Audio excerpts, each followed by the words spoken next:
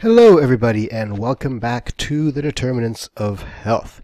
In today's lecture we have that ever fascinating and a little bit depressing topic of environment and climate change. And this is relevant for this class because there is something called the environmental determinants of health. What does that really mean? Well, historically and classically, when we talk about the environmental determinants of health, what we're actually talking about are it's not the environment necessarily. It's not the effects of trees and fresh air and your connection to the earth and all that wonderful natural stuff. We're really talking about the physical environment in which we live. So things like, is there asbestos in your walls? You know, asbestos is that insulation that has since fallen into disfavor because it's found to be carcinogenic and otherwise problematic for our health. But many people in Canada still have it in their walls, and we need to get rid of it. Is your drinking water fluoridated?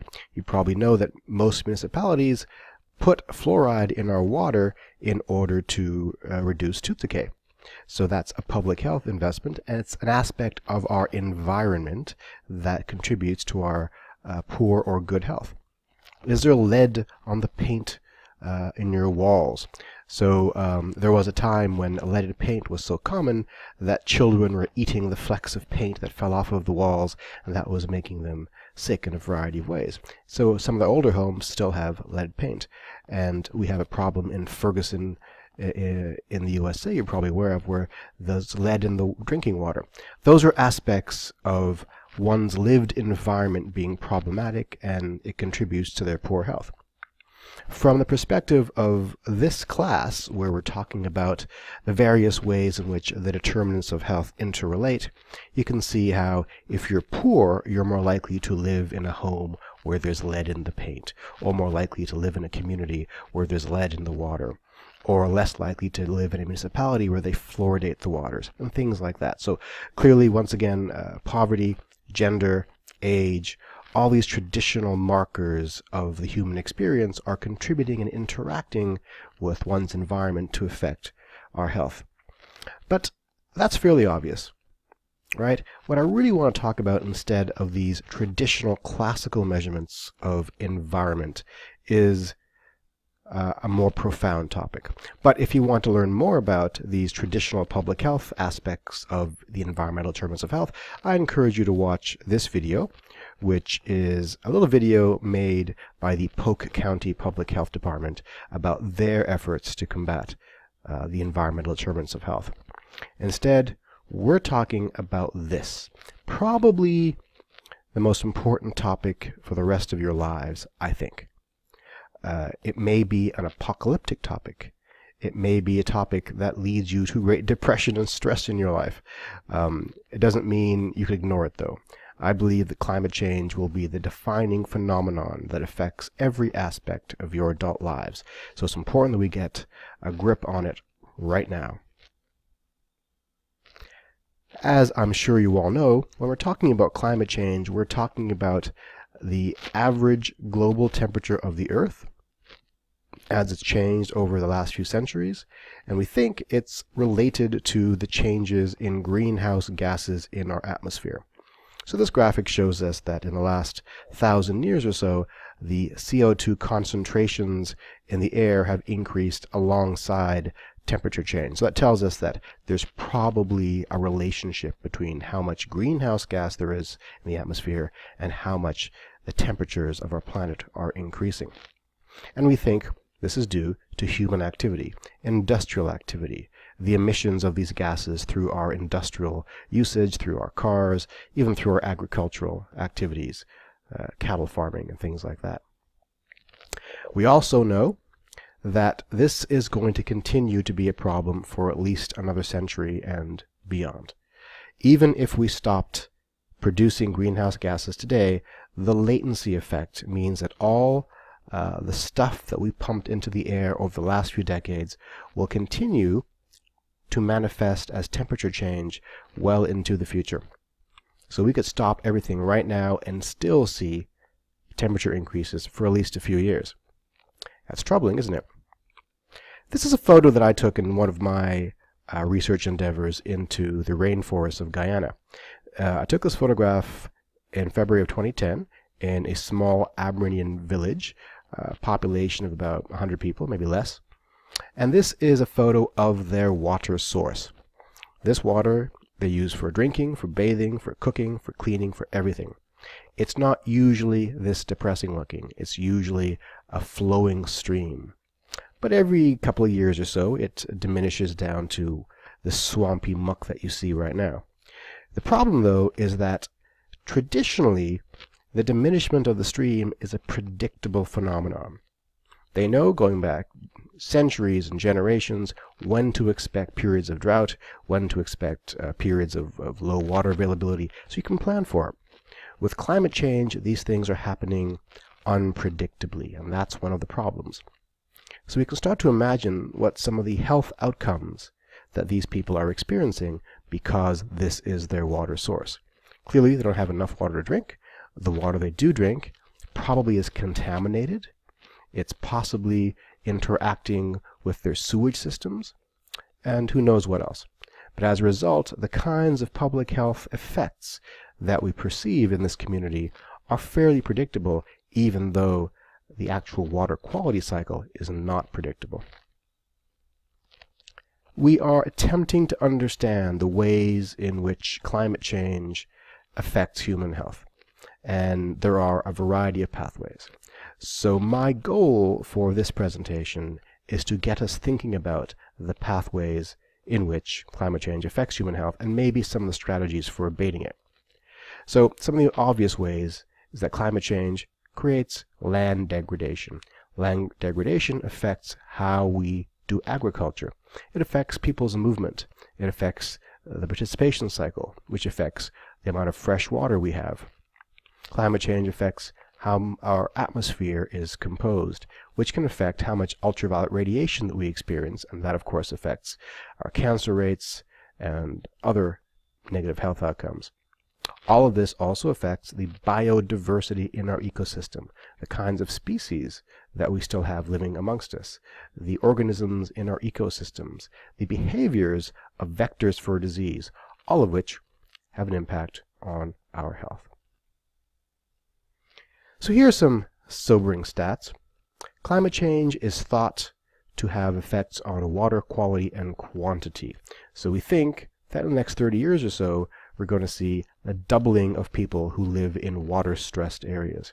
A water-stressed area is a place where people don't have enough water, or the water they do have is of low quality. We think that very, very soon, the yields from rain-fed agriculture, things like corn, are going to decrease dramatically due to the changes in the water cycle. We really think that infectious disease prevalence and distribution are going to change dramatically. And we're having a hard time predicting how those changes will take place, but we think things like malaria and dengue, which are vector-driven diseases, are going to affect a lot more people very, very soon. How we protect ourselves from natural disasters is becoming a concern as well. With climate change comes things like coastal flooding as the oceans rise and the coastal communities get affected. Severe storms are more common, more droughts. Everything is more severe and more unpredictable, and that's going to affect people profoundly. These stats, by the way, are projections. They could be wrong, but they are made by the International Panel on Climate Change, which is the world's leading collection of climate change scientists. So, climate change affects human population health in both direct and indirect ways. And we're going to go through all of those ways right now. So the direct ways, if you ask a typical person who has never stopped and think about this, if you ask them how global warming is going to affect people, the first thing they'll say is, well, with global warming comes more heat. And maybe there'll be heat waves and people will respond negatively to them. Some people will say that maybe these really cold places will get warmer, and that's true. So there are going to be a handful of positive outcomes in terms of livability for human communities, but a whole lot of negative outcomes as well. So heat waves are a definite possibility. Floods and storms. So we've already seen in the last few years an increase in the prevalence instance and intensity and frequency of severe storms, hurricanes, cyclones, tornadoes. Water quality is perhaps the most immediate and profound direct human experience when it comes to climate change, because we all need water on a daily basis, and we're going to see less of it.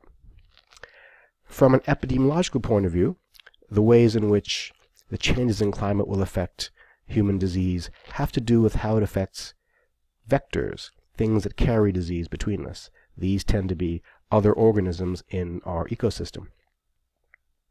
Air pollution is something we often don't think about when it comes to climate change. We think of air pollution as being a product directly of industrial activity. But temperature changes our atmosphere's ability to hang on to certain complex molecules that are often produced from our industrial activity. The ways in which we do agriculture, the tolerance of our key staple products, that's changing dramatically. As mentioned in the previous slide, in Africa, we expect crop yields to decrease dramatically as a result of climate change. Now, some of the indirect ways that climate change can affect human health include, most prominently, migration. There is something called climate refugees now, where some communities are so profoundly affected by climate change that large numbers of people must move from those areas to other areas. That affects immigration stress, it affects security, it affects human health. And insecurity. So with migration comes insecurity. Many people believe we're going to see climate wars within the foreseeable future. And lastly, some unspecific economic effects. So the ways in which these changing temperatures will affect our ability to produce wealth, which in turn affects our ability to pay for public health measures. This is a model that maybe helps us a bit to understand the pathways by which climate change affects health. So first of all, through climate change, we are exposed to a variety of things: heat waves, extreme weather, temperature, rain changes, etc. Those experiences are processed through a series of modulating influences. For example, the ways in which mosquitoes and other vectors behave, the ways in which maybe our plant systems have certain tolerance for extreme temperatures. And of course, as we've learned about in this class a few times, our particular human characteristics play a large role in this as well. If you're poor, you're going to be affected differently than if you're rich. If you're a woman, you're going to be affected differently than if you're a man. If you're a child, you'll be affected differently than if you're an adult. Then we get to the health effects. So once these exposures are processed through these influences, the health effects include things like air pollution effects, waterborne diseases, foodborne diseases, and so forth. So let's talk about heat waves. It may surprise you to know that in the USA, heat waves are already the most deadly weather-related exposure. It actually accounts for more deaths every year than hurricanes, tornadoes, floods, and earthquakes combined. Heat waves are that bad. They don't make the news as much because they're not as sexy. We like to hear about earthquakes and hurricanes and things like that. CNN always sends a reporter to cover the earthquake. They don't send someone to cover a heat wave. Heat waves as a global phenomenon are really problematic. In India every year, people die every summer due to direct exposure to the heat. An amazing thing happened about 5-7 years ago. For the first time in human history, more people now live in cities than in non-cities, than in rural communities.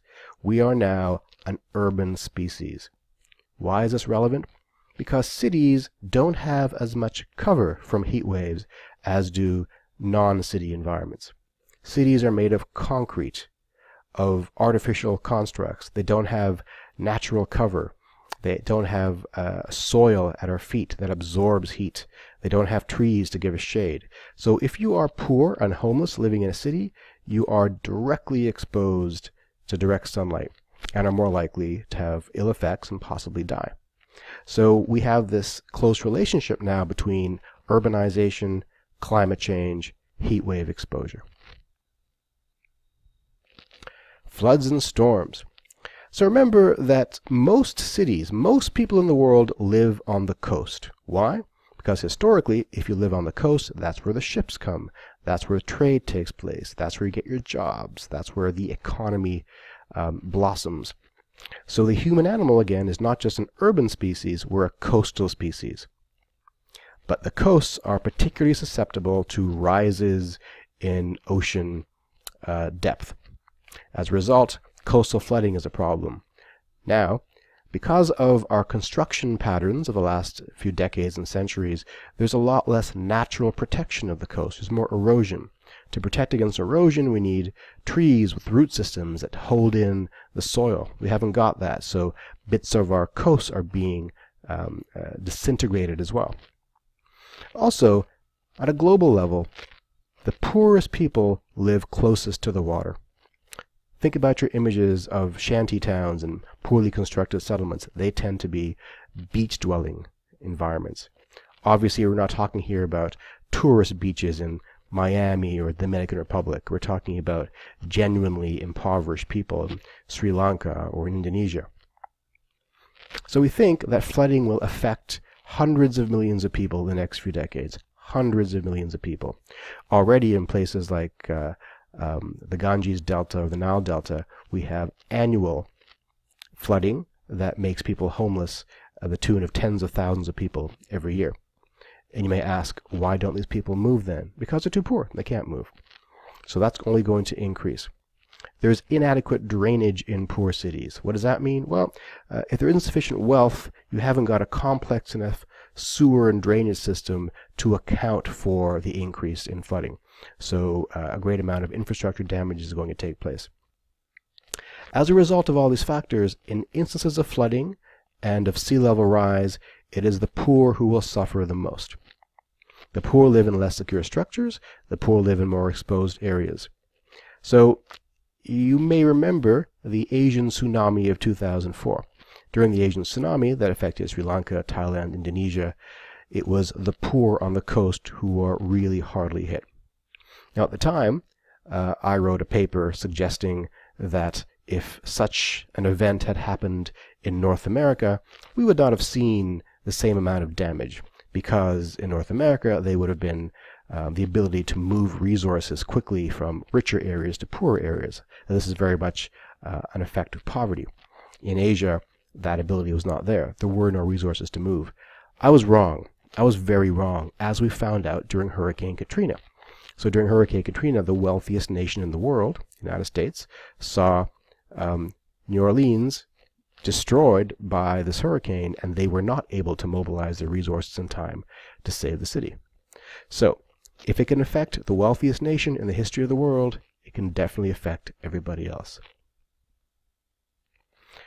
This infographic gives us a sense of the ways in which climate change affects water quality. It's a lot more complicated than this, but essentially, flooding causes runoff and interaction with sewage systems and sediments, and that affects the quality of our drinking water system. Droughts suddenly affect the amount of water we have. In cities around the world, we're digging deeper and deeper wells to get to our underground fresh water system. But our water systems on this planet are intertwined. There isn't a lake of fresh water waiting for us to bore into that isn't tied into the overall hydrology system. So we're sucking more and more fresh water from the ground that in turn is related to the movement of water above ground, and the whole system is now becoming very much upset and offset. As an epidemiologist, my first thought goes to vector-borne diseases, communicable diseases. So waterborne and vector-borne diseases are strongly influenced by climate. Why? Because waterborne diseases follow the water, and follow the water quality, and follow the water temperature. Vector-borne diseases follow the movement of the vector, and the vector tends to be things like insects, particularly mosquitoes.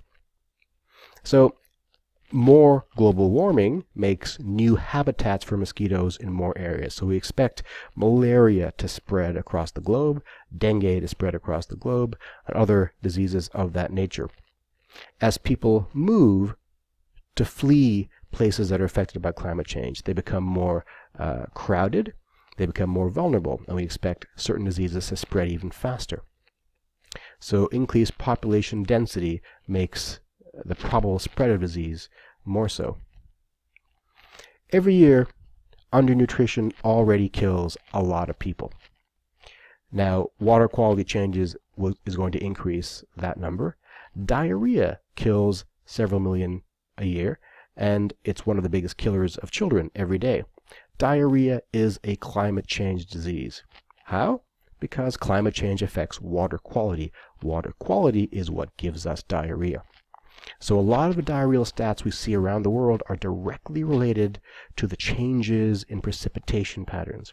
The photograph I showed you of that village in Guyana, of that poor water quality situation, of that sludge that village had to use for their drinking water, that's directly correlated to a rise in diarrheal diseases in that particular community. So here's an interesting statistic. The WHO estimates that climate change since the 70s has killed over, that should be 140,000 people per year, since the 70s. So that's going to increase, obviously. So here we have a model for the extent to which malaria will be more transmissible in a test country. The test country here is Zimbabwe. So in this map, the redder areas are the more malaria endemic areas. In 2000, this was a distribution. In 2025, we think it'll increase this way, and 2050 that way. Let me back this up again. 2000, 2025, 2050. Clearly, Zimbabwe is in for a bad malaria experience, unless measures are taken now to help circumvent that possibility. Interestingly, cancer might be related to climate change as well. How? Well, if we have higher temperatures in the air, that might help spread the certain kinds of industrial carcinogens, heavy organic molecules. So maybe other kinds of toxic contamination is leaking into our water sources as a result of the hydrology systems being overloaded, as I mentioned earlier. So we don't really know how this will happen, but many people are concerned that, in fact, we're going to see a spike in cancer rates that's at least partly related to climate issues. So air pollution, as I mentioned, is something we often don't think about as being related to climate change, but it is. So atmospheric pollutants tend to be greater on hot days. Ozone, for example. That's why in summertime, sometimes you get an ozone alert saying if you're asthmatic, stay inside and rely on your air conditioner. So some people predict that by 2050, ozone-related deaths will increase by almost 5% in the US alone. So if you live in a country that has a fairly, how should I put this, not advanced urban planning scheme. So many of the cities on the east coast of China have factories right in the downtown core. So those individuals are experiencing extreme amounts of air pollution, and that air pollution is staying near the surface where people live because of the increased temperatures. So China is particularly vulnerable right now, as is India, because of their urban planning schemes. Agriculture is something we tend not to think about in our urban lives, but of course we are all deeply dependent upon a well-functioning agricultural system. A given city has 1, 2, or 3 days of food and water at any given time. We're always dependent upon our farming communities sending us fresh food at all times. So global warming and climate change affect agricultural productivity in a number of ways, and this infographic suggests some of the ways. How the organisms in the ecosystem behave will change. So pests, drought will affect the ability of certain crops to thrive for lack of water. The atmosphere will affect them. That causes UV radiation effects. These precipitation rates is going to change how we predict when to irrigate our crops and things like that. This last one gives a sense of where I'm going in a little bit. Conflict resource scarcity. As some areas get less productivity, it may lead to interpersonal or international insecurity. So we are seeing some interesting things happening in agriculture around the world. Agriculture is affected by things like temperature, how much water there is, and soil quality. Climate change affects agriculture by changing how much we produce, changing how we do the productivity, like how we use water, what kinds of pesticides we have to use. It affects the intensity and frequency of how we deal with the soil issues like drainage and crop rotation. This also affects how much space we have to grow things. So with increases in desertification, that's a tendency for land to become desert, as is happening, then we have less space to actually grow things.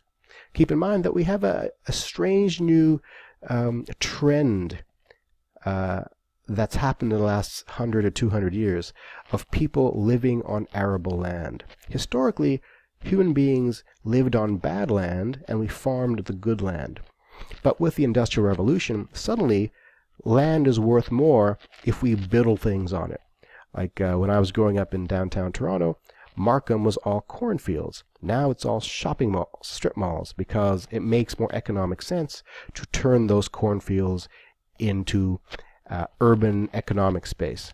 And that's anathema to our need to produce food. So we are losing rural space due both to climate change issues and to our changes in economics. So the plants themselves might be changing, but more likely the other organisms are changing in response to climate issues, vectors, pests, and so forth. Now, anyone recognize this plant here? Obviously this is corn or maize. So we think that Southern Africa could lose a third of its main crop, maize, in the next 10 years or so. And South Asia is going to lose a lot of its other staples like rice and millet in the next couple of years. All right, that takes us to migration. There is something called climate refugees, a term that was first used in the 1980s. And climate refugees is when large amounts of people are suddenly rendered homeless by effects of the climate. The sudden stress of large numbers of people arriving in a certain space is problematic. It's bad ecologically, it's bad politically, it's bad economically, as we're seeing right now with a global refugee crisis. Every generation sees a refugee crisis, but we haven't yet seen the profound effects of climate refugees as we may see in coming years. So when large numbers of people are suddenly rendered homeless, they have to be fed, they have to be sheltered, they have to be cared for, given jobs, their public health becomes an issue. The probability of disease spreading in that population is quite high. The probability of this creating international insecurity issues, as we are seeing internationally right now, is quite high. So climate refugees are a serious concern. In 2002, an entire island, the Carteret Islands, became permanently homeless because their islands sank. They sank. And they've sunk permanently. So imagine 1,400 people arriving on your shores, needing a home suddenly. 2005, half of the Bola Island in Bangladesh also became permanently underwater. So 500,000 people there were homeless. They are officially the world's first climate refugees, but one could argue that that's been happening for a while. But imagine 500,000 people showing up on your doorstep needing care. Canada recently took in 25,000 Syrian refugees, and that's considered to be a great political and economic challenge for us. Imagine 500,000 showing up. The story gets worse. So according to one study, we expect about 1 billion people to be homeless by 2050 as a result of climate change. 1 billion people. So climate refugees may be one of the greatest challenges in the coming century. That leads us to insecurity. By insecurity, I mean border conflicts, war. War is bad for your health. I don't need to explain why. War makes everyone unhappy and unhealthy. So we know that war has been known to be triggered by climate change, by swings in temperatures. A lot of studies confirm this. One study showed that in China, for about 1,000 years, there is a strong statistical correlation between times of war and temperature swings.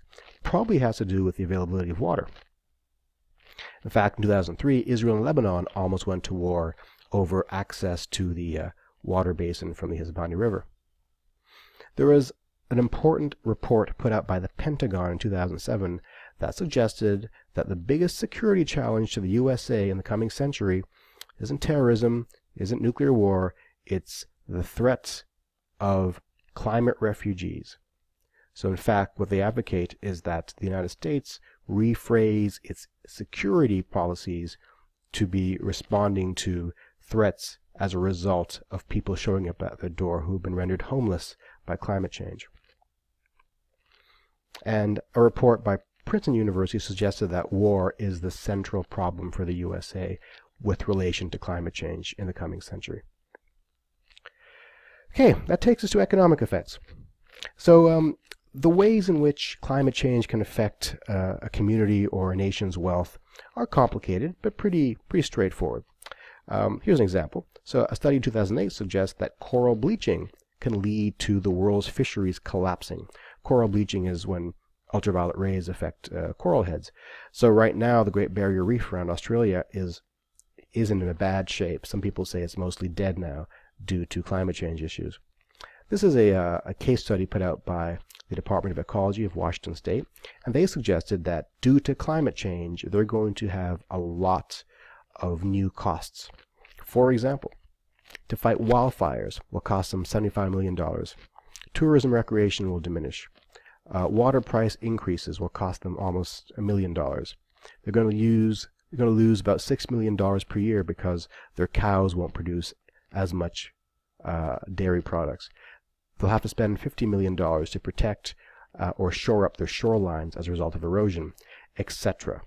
So this is just one analysis of one state in the USA. Imagine a poorer country having to do this kind of analysis. Climate change can be expensive. So while we've talked about the ways in which climate change can directly affect communities and people, it's important to remember that our own demographics and individual circumstances play a role in modulating that effect. So poverty is one of the biggest modulators of the extent to which climate change affects our activities and our wherewithal. So the poorer communities are going to be more intensely hit.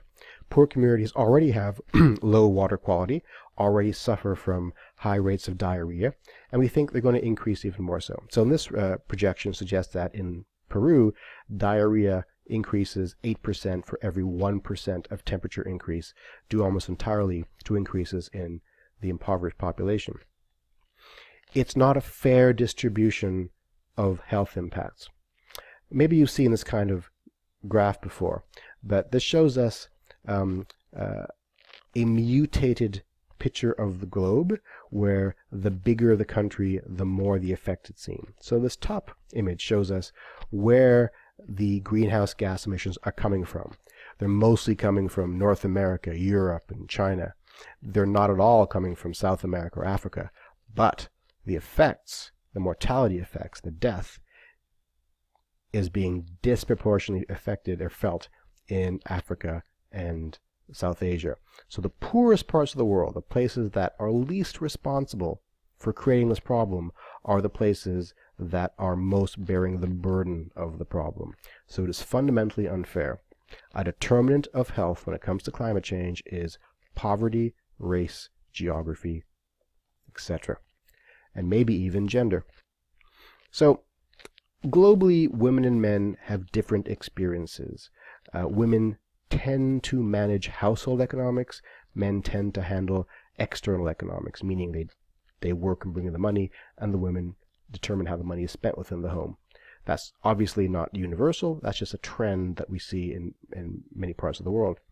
As a result, they have different susceptibilities to changes in the extent to which household energy is used, for example. Here's an example. So inefficient burning of biomass causes about 2 million deaths per year, and it's mostly women and children in the poorest communities of the world. What does that mean?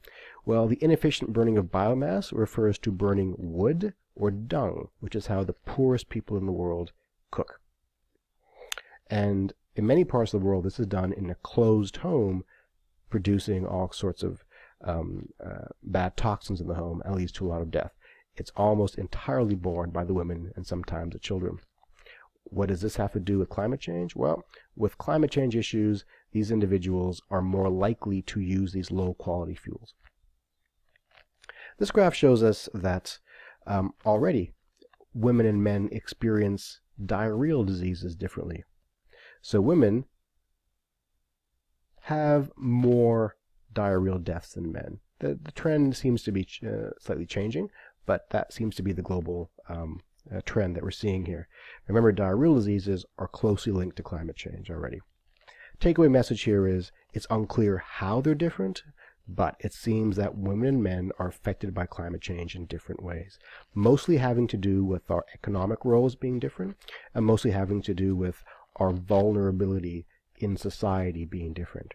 It has very little to do with actual biological differences between women and men, but more about our social roles.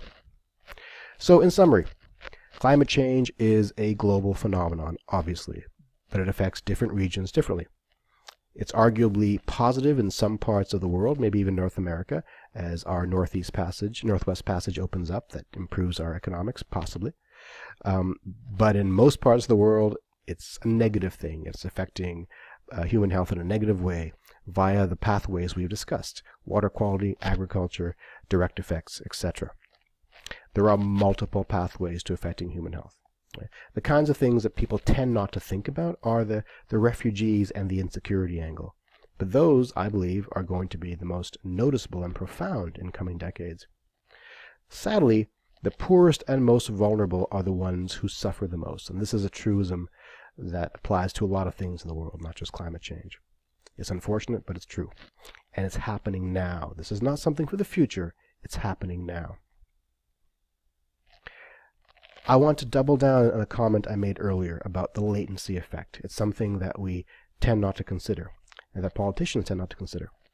If we were to cease all greenhouse gas emissions today, we would still see the temperature increasing for years to come, because the effects of emissions from previous years are manifesting in the future.